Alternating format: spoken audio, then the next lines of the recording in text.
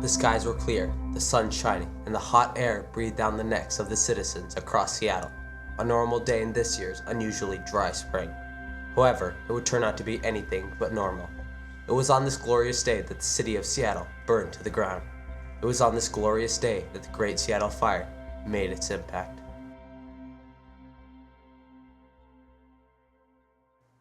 Before the fire, the city of Seattle would have appeared to be an average frontier town. Smelly, ramshackle, really what you'd consider a Wild West town. Seattle's economy consisted primarily of logging, a rather slow business that showed no real initiative for profit. Most of the buildings were made out of wood. The majority of these were also 1 to 2 stories tall. They were densely packed and were constructed poorly. The fire department was very minimal, if you can even say they had one. It was strictly volunteer and there were no professionals on the force. In addition to this, Seattle had its own breed of people. You could describe Seattle as pretty much dominated by Euro-Americans. There weren't many Africans here then, or even Asians, but still it was quite metropolitan because there were so many immigrants from different countries in Europe largely that you had quite a multilingual community. One of these citizens was a young Swedish carpenter by the name of John E. Back. On the afternoon of June 6th, Back was in Victor Claremont's woodworking shop, which was located in the Pontius building on 1st and Madison. This was Back's account of the fire in an interview that was held by the Post-Intelligencer. I cut some balls of glue and put them in the glue pot on the stove. I put in some shaving where there was little fire. After a while, somebody said, "Look at the glue," and everything took fire. Sometime after 2:15, the glue boiled over, caught fire, and spread to the floors, which were covered by wood chips and turpentine. Back then tried to put out the fire with water, but that mixed with the turpentine and also caught fire.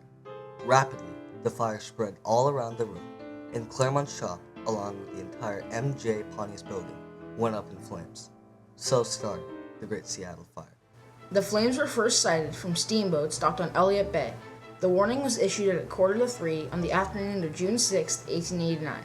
Swiftly responding, Engine Company No. 1 fastened 2 lines to a hydrant at the corner of Front and Columbia Streets, 2 blocks south of the fire. Meanwhile, Engine Company No. 2 dropped the hose under a nearby dock and took a strategic position behind the burning building. Crowds flocked to the source of the fire and cheered as the firemen fearlessly raised their hoses. Slowly, the fire appeared to become controllable as the flames began to erupt towards the north end of the building. Firemen began to realize a problem with the Pontius fire that chilled their confidence. The downtown water pressure of 120 pounds could only support 3 or 4 decent streams of water for 20 minutes after the firemen began using them. As a result, the hydrants were quite useless. Although it was expected to severely impede the fire, the 4-story brick opera house was completely decimated within minutes after its wooden roof ignited and burst into flames. 1 hour later, the flames spread to 2 hardware stores that contained an estimated 20 to 50 tons of ammunition and gunpowder. The result, a barrage of bullets, was also paired with exploding oil, paint, and alcohol drums, which were set off by the fire. By 4 o'clock in the afternoon, the flames spread to the roads, which were incidentally filled with sawdust. In no time at all, the roads also ignited. Moving at the rate of a football field per half hour, the fire reached Seattle's densest business district. At this point, the fire was so hot that buildings collapsed and melted even before the fire touched them. By 6, the fire had destroyed 6 wharves and had begun to consume the merchandise that had been loaded upon them by the mayor's teams. For 3 more hours, the fire lit up the night and eventually burned itself out. Slowly, the citizens of Seattle crawled out from under ashes and saw the full scale of the destruction of their city. Soon after the fire, British author Rudyard Kipling visited Seattle. In his journal he writes, "The town was built upon a hill. In the heart of the business quarters there was a horrible black smudge, as though a hand had come down and rubbed the place smooth. I know now what being wiped out means." Truly, the city was indeed wiped out, for reports had shown that the amount of damage was enormous. Every newspaper, hotel, telegraph, railroad depot, and wharf in the city had been completely destroyed. An estimated 120 acres, or 25 city blocks, had been destroyed. The Fry Opera House, the Yesler Building, Dexter and Horton Bank, the Occidental Hotel, each was a shade of its past glory. Although no one died as a result of the fire, thousands of people were displaced and 5,000 men lost their jobs. The city estimated its losses at over $8 million, and that number didn't even include personal losses or those of water and electrical services. Today, historians estimate the total losses at over 20 million. The city did not spare much time for mourning, and instead began to organize relief efforts immediately. Hardly had the flames died out when anxiety and dread gave place to cheerfulness, confidence, and determination. Almost immediately after the fire, they started to regroup, and their optimism came back, and the tragedy really turned into a kind of triumph for the community as they started to rebuild their city, and within 2 years you wouldn't have recognized it. Instead of relocating, most businesses quickly rebuilt upon their ashes and erected temporary white tents from which they conducted their business. Soon, Seattle was covered in white tents which spotted the burnt district. Workers not only operated their businesses in these tents, but they made their homes in these canvases. This not only helped the customers, but it also helped these businesses amass a large revenue. The most immediate relief arrived in the form of the Tacoma Relief Bureau. The day after the fire, a train rolled into Seattle carrying several cartloads of blankets, tents, and food for Seattleites. News of the fire did not stay secret. Well, we lucked out in a sense. The Great Seattle Fire happened a day in Seattle history when no other major tragedies occurred. So we got all of the press, we got all of the attention, and actually an awful lot of aid. It couldn't have happened at a better time. Soon, donations and telegrams offering aid began pouring in from all over the country.